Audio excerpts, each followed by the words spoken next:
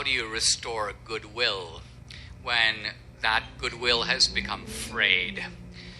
It's become very frayed because the tenor of, like the people who pull my posters down, okay, let's think about it. What is going through their mind?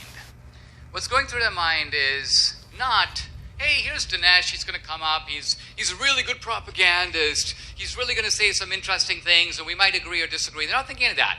They're thinking, this man is a rhetorical polluter, right? His ideas are not really ideas at all. They're more like putting carbon into the environment. What we have to do is stop that from happening. So what you're really dealing with, and it's incredible to see this in a university, is intellectual goonery.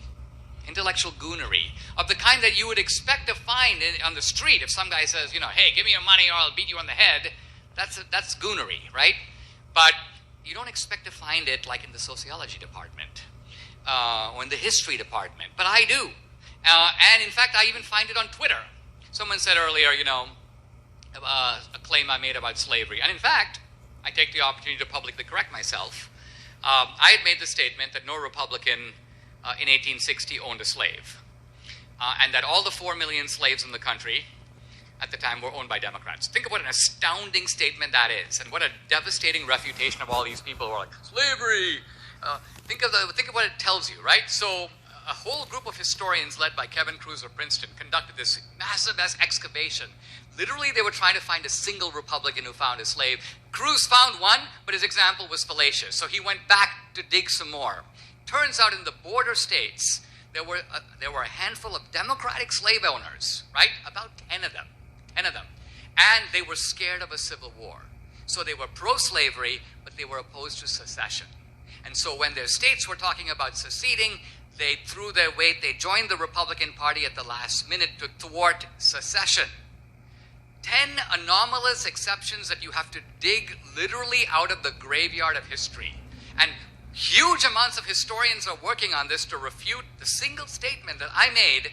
And so what they have now proven is that out of the 4 million slaves in the country, my statement, in fact, needs to be modified because I was not aware that there were, in fact, about 10 Republicans who did own a slave, but the general thrust of my statement is completely true. So let's digest the significance of it. Here you have a Democratic Party.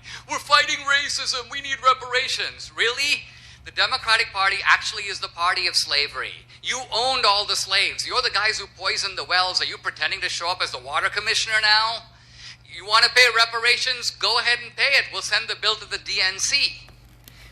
But there's a whole group of intellectuals who want to cover this up. And so I say, what kind of intellectualism is this? What kind of fraudulence is this? You're supposed to be an academic. You're supposed to be after the truth. Now notice what I've done. I publicly disavow my earlier statement. I modify it. I agree. I was mistaken, but I was mistaken on a detail. My wholesale statement is correct, that the overwhelming majority of slave owners were in fact Democrats. There are a handful of anomalous exceptions. But these guys won't do that. They will never concede. They're always hiding the ball. The parties switch sides.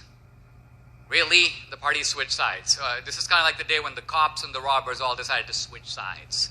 Cops became robbers. Robbers became cops. You know, you're like, how would that happen? Does that make any sense? The parties never switch sides. If you read Abraham Lincoln's talks about free labor and capitalism, they sound exactly similar to what Trump is saying. Different rhetoric, different time, I grant, but the general thrust that we have the right to keep the fruits of our labor, there's a straight line from 1860 to the present. Thank you so much.